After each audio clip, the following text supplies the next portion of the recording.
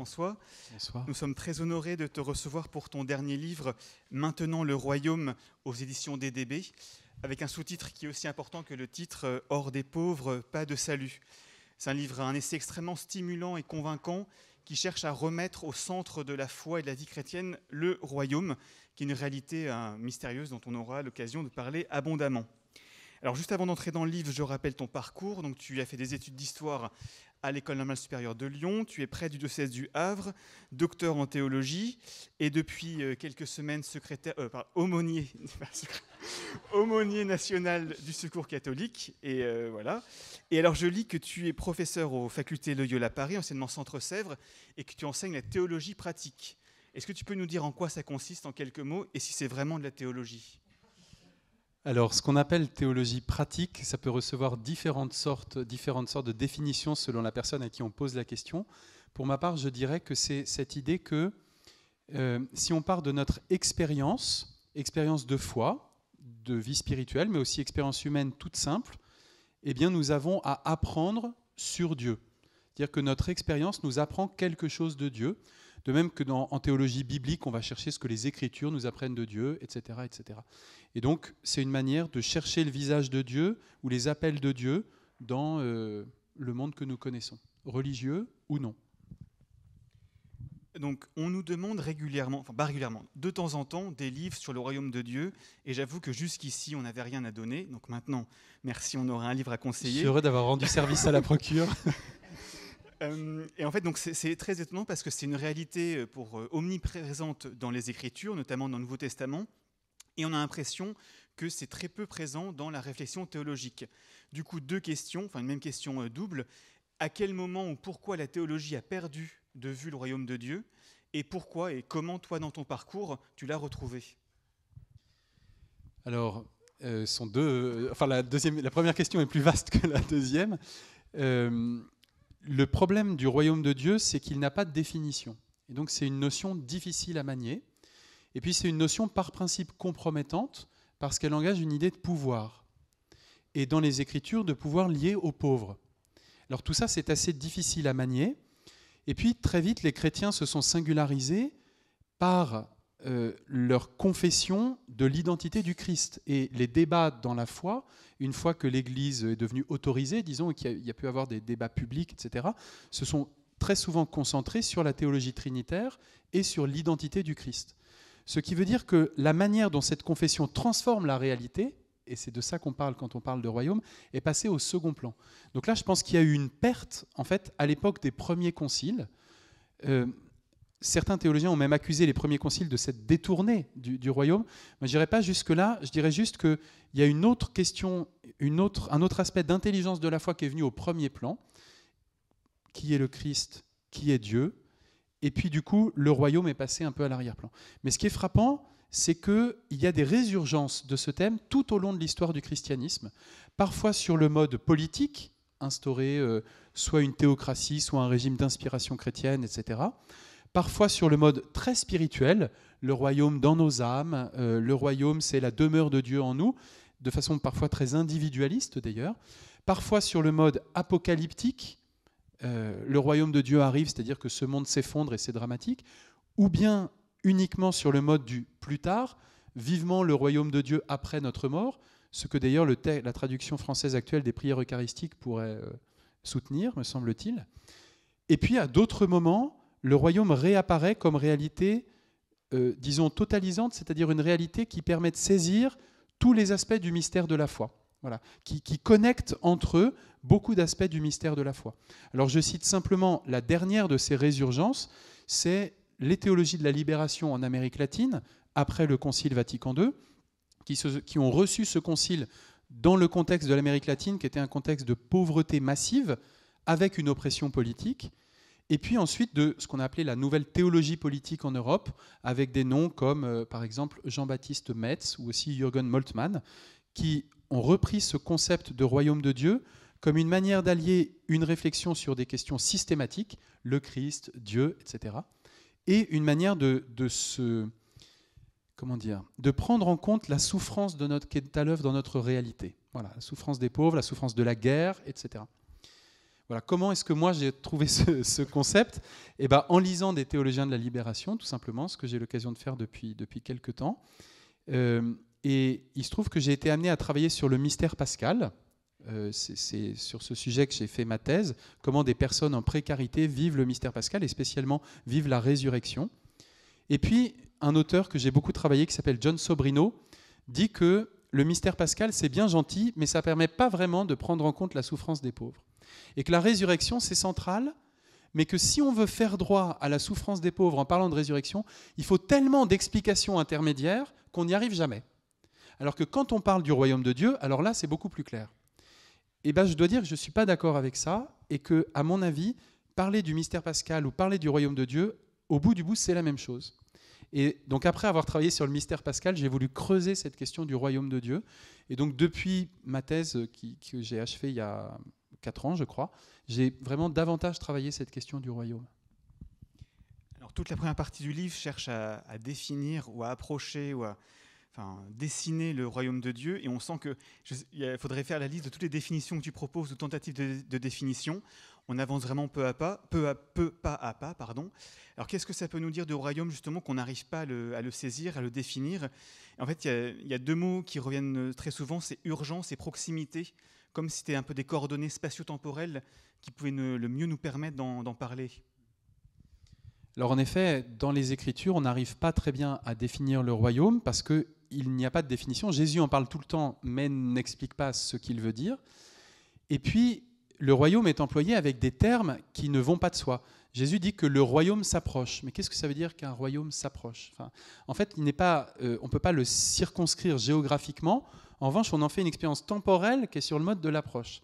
C'est-à-dire que non seulement le terme n'est pas défini, mais en plus il va avec un verbe qui est contradictoire. Donc voilà, ça pose quelques problèmes. Et puis en plus, on voit que ce qui rend pertinent pour Jésus le fait de parler de royaume, c'est ses multiples rencontres avec les plus pauvres.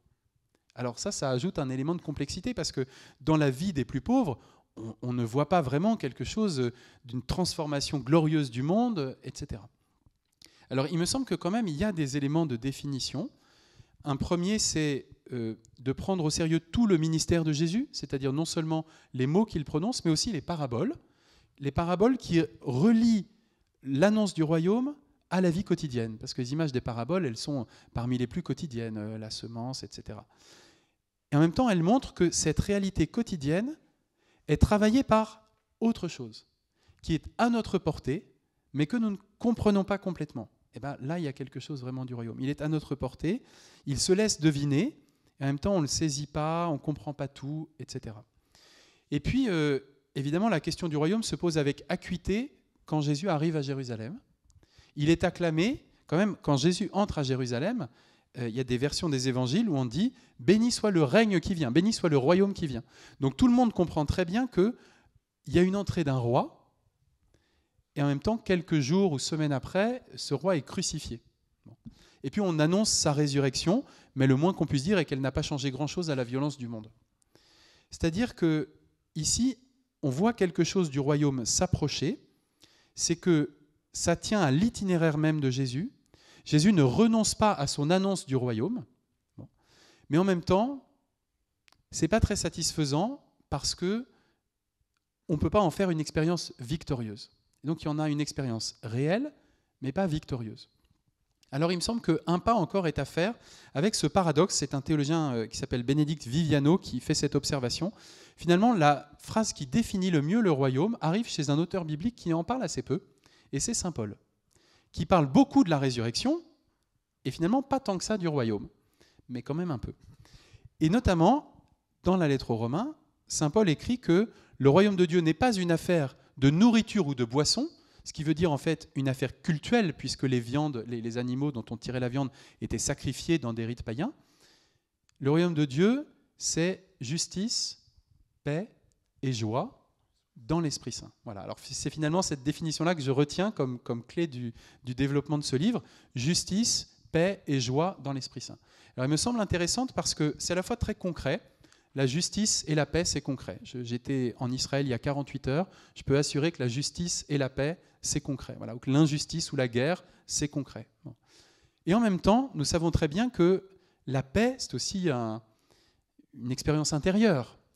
La joie, pour le coup, c'est pas très social. C'est-à-dire que la joie, là aussi, ça renvoie plutôt au sentiment, à un affect spirituel. Et donc, l'expression elle-même marie des réalités sociales ou sociopolitiques, justice et paix, et des réalités plus intérieures, paix et joie, et dans l'Esprit Saint. Et alors, s'il y a une chose que ce livre apporte par rapport aux théologies de la libération, c'est le choix de me concentrer sur le nom de l'Esprit Saint, et donc de faire un peu de pneumatologie, comme disent les théologiens savants, c'est-à-dire une théologie de l'Esprit Saint, là où les théologiens de la libération ont beaucoup relié le royaume de Dieu à seulement le ministère de Jésus. C'est-à-dire la transformation que le ministère de Jésus exerce là où il passe, qui bien sûr est réelle. Et finalement, la morale de l'histoire pour ces théologiens, c'est de dire nous sommes appelés à opérer la même transformation que Jésus a opérée, et c'est ça le dynamisme du royaume. Certes. Mais il me semble qu'on gagne à prendre au sérieux cette nomination de l'Esprit Saint. D'abord parce que si nous vivons quelque chose du Christ, c'est dans l'Esprit et grâce à l'Esprit. Ce n'est pas simplement une mémoire qui nous reviendrait, mais il y a un travail de l'Esprit. Ensuite, parce que ça nous permet de rappeler que la confession de l'Esprit Saint, c'est la confession de ce qui nous transforme effectivement, c'est-à-dire que ça permet de déprivatiser l'Esprit Saint, alors que nous avons tendance à utiliser l'Esprit Saint seulement pour désigner des expériences spirituelles personnelles, intérieures, qui ne transforment rien du tout. Ça nous rappelle que l'Esprit Saint met en mouvement, au contraire, dans des conversions, des transformations, etc. Et puis, l'Esprit Saint, la tradition le dit aussi, Père des pauvres. C'est-à-dire que ça nous rappelle que la manifestation de l'Esprit arrive de manière privilégiée, pas de manière unique bien sûr, mais de manière privilégiée, au contact de ceux qui sont les derniers, disons ça, sont les derniers, aujourd'hui comme à l'époque de l'Évangile. Donc justement, je disais que le sous-titre est aussi important que le titre, « Hors des pauvres, pas de salut ». Et je me disais que si on faisait un sondage à la fin d'une messe et qu'on demandait aux fidèles qui venaient participer quelles sont les personnes qui peuvent vous faire approcher du royaume de Dieu, ils diraient peut-être le pape, ils diraient peut-être les saints, mais ils ne diraient pas forcément les pauvres. Donc du coup, qu'est-ce que ça nous apprend du royaume, cette priorité des pauvres ? Tout. C'est-à-dire que je pense qu'il y a quelque chose d'indissociable et que le fait que le ministère du Christ soit spécialement en lien avec les pauvres et le fait que le ministère du Christ soit spécialement orienté vers l'annonce du royaume sont deux réalités qui n'en font qu'une.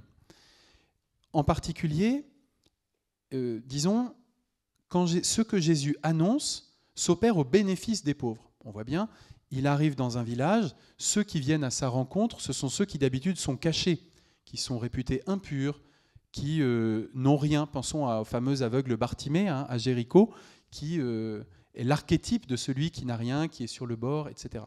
Et donc ce sont ceux-là qui viennent à la rencontre de Jésus. Et s'il y a une transformation que Jésus opère, c'est dans la rencontre avec ces personnes-là. De sorte que autour de Jésus, il n'y a pas seulement des pauvres, mais il y a toujours des pauvres, et que l'aspect, disons, révolutionnaire, ou en tout cas de conversion qui se manifeste avec Jésus et par Jésus, c'est au contact des plus pauvres. Donc ça me semble un premier élément central.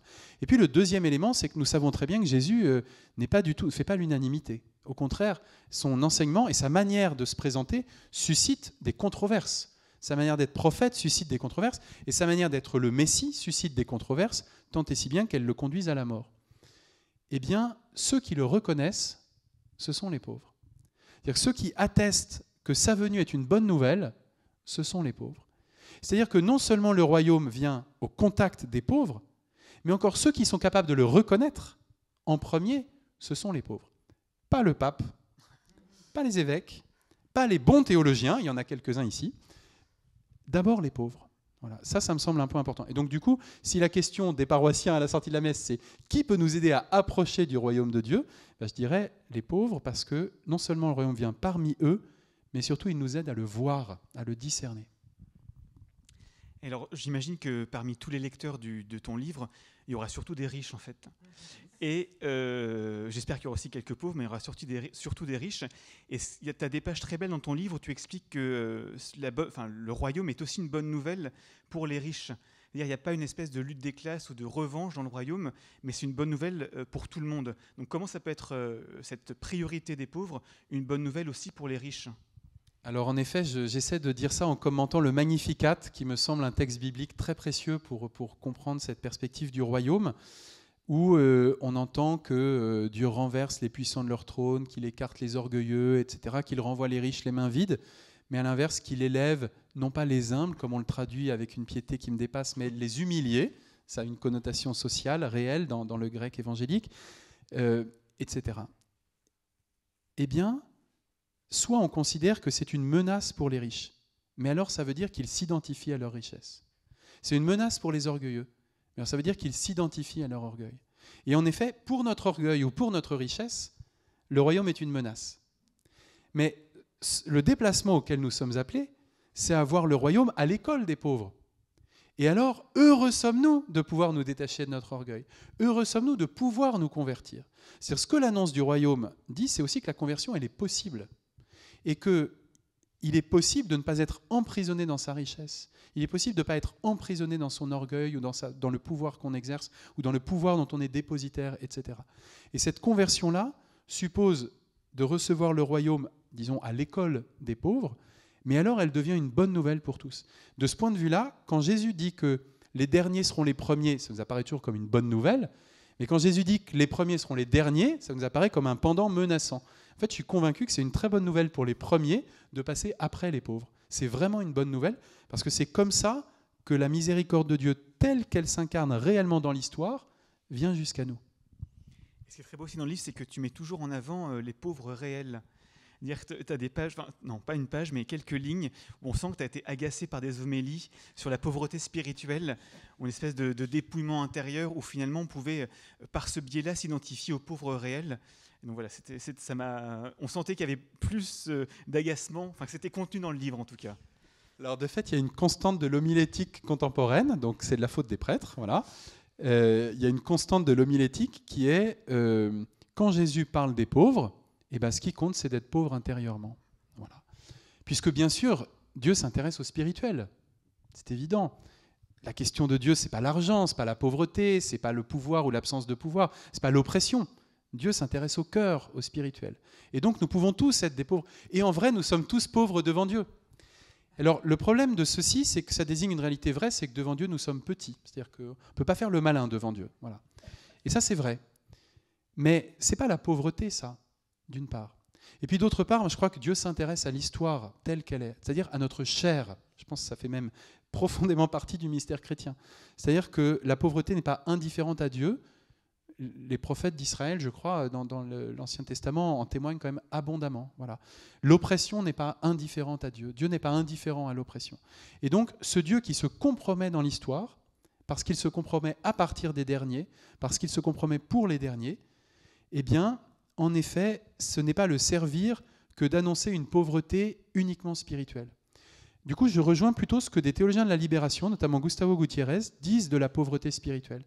La pauvreté spirituelle, comme l'annonce le prophète Sophonie, eh ben, c'est de célébrer Dieu avec les pauvres, à partir des pauvres, à l'école des pauvres. Ce qui suppose d'être en contact avec les pauvres réels. Voilà. D'être ancré dans ce monde tel qu'il est, avec sa part magnifique, extraordinaire, et aussi avec sa part de misère et de violence. Eh bien, il y a un chemin de pauvreté spirituelle auquel tous et toutes nous sommes appelés, mais ça, ce n'est pas possible d'y accéder à force de prier. Ça suppose d'être avec les pauvres. Alors on a vu qu'il y a une partie, un enracinement dans la théologie pratique, et aussi toute une partie du livre qui est de la théologie politique. Et donc, de voir comment cette annonce du royaume au cœur de la foi chrétienne peut, alors on ne sait pas trop comment dire, mais inspirer ou mettre un horizon à l'action politique. Donc, comment on peut articuler les deux ? Alors, effectivement, il y a une dimension de théologie politique. Je précise tout de suite que j'entends politique au sens large, c'est-à-dire pas simplement le jeu des partis ou des élections, qui est important, légitime, nécessaire, mais plutôt comme ce qui est capable d'inspirer non seulement notre vie en commun, mais aussi la manière dont il y a une forme d'exercice du pouvoir parmi nous. Voilà. Et il me semble que la venue du royaume, l'annonce du royaume, elle destitue, par principe, tous les pouvoirs que nous croyons solides. C'est-à-dire tout ce qui nous paraît à peu près assuré comme fonctionnement se trouve dénoncé comme possiblement pervers. Ça ne veut pas dire que tout est pervers, ça veut dire que tout exercice d'une autorité ou d'un pouvoir peut avoir pour conséquence que certains deviennent les derniers. Voilà. Et ça, l'annonce du royaume, me semble-t-il, le pointe. Alors, il s'agit, je crois, d'une inspiration, c'est-à-dire certains, y compris récemment, ont estimé que la force révolutionnaire de l'Évangile, à laquelle je crois, permettait un programme politique assez précis. Voilà. Je ne le crois pas. Je ne le crois pas parce que je pense qu'il faut faire confiance au discernement des personnes qui s'opèrent en se laissant inspirer par l'Évangile, mais aussi en prenant en considération une réalité dont il est vain d'espérer qu'on la voit tous de la même manière. Ce serait même sans doute d'ailleurs pas un grand service à rendre au discernement. En revanche, il me semble que là où le royaume vient nous chercher, c'est d'abord dans l'annonce qu'aucun de nos fonctionnements ne peut être absolutisé, ce que j'essayais de dire, même qu'il est potentiellement dangereux, mais aussi dans le fait que nous sommes appelés à voir. Si nous voulons voir le réel à la manière de Dieu, il faut le voir par en bas, ce qui est très paradoxal. Il ne faut pas le voir à l'échelle de l'histoire. On dit souvent qu'une manière chrétienne de considérer la politique, c'est de penser à l'éternité et de relativiser le temps par rapport à l'éternité. Vraiment, je n'y crois pas un instant. Je pense que c'est en voyant ce monde à partir d'en bas, à partir des marges que nous produisons sans cesse, qu'il y a quelque chose de l'action, de l'appel de Dieu, du royaume de Dieu, qui peut se laisser discerner. Et là, il y a une provocation de l'annonce du royaume qui, je crois, demeure. Donc c'est un livre qui parle des pauvres, qui parle du royaume, qui parle de la société, mais qui parle aussi beaucoup de l'Église. J'avais en tête la phrase de Loisy, évidemment, le Christ a prêché le royaume, et puis c'est l'Église qui est venue. Mais en fait, tu présentes quand même une vision assez neuve, originale de l'Église, qui est orientée vers un exercice de discernement, surtout sur le monde contemporain. Donc comment on peut envisager l'Église sous cet aspect-là, dans l'horizon du royaume ?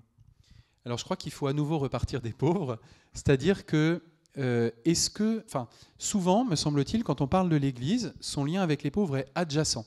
C'est-à-dire que l'Église se constitue comme le corps qui annonce le Christ ressuscité, qui le célèbre, et puis c'est bien de s'occuper des pauvres. Voilà, parce que Jésus nous l'a demandé, parce que Matthieu 25 nous dit qu'on le rencontre à travers les pauvres, etc. C'est bien. Eh bien, il me semble que ce n'est pas faire justice au lien le plus profond entre l'annonce du royaume, la constitution de l'Église et le lien entre Jésus et les pauvres. Il me semble que si on dit que l'Église se constitue comme ce peuple rassemblé autour d'une pierre d'angle, qui est d'abord une pierre rejetée. C'est-à-dire que l'Église est le seul peuple, à ma connaissance, qui se réclame de quelqu'un qui a été crucifié, c'est-à-dire de quelqu'un qui a été exclu.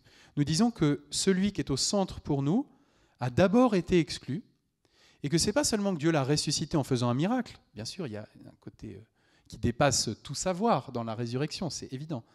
Mais aussi, Dieu est allé chercher celui que nous avions mis dehors, y compris d'ailleurs matériellement hors des portes de la ville sainte. Dieu est allé chercher celui que nous avons mis dehors, il en a fait la pierre d'angle de ce peuple.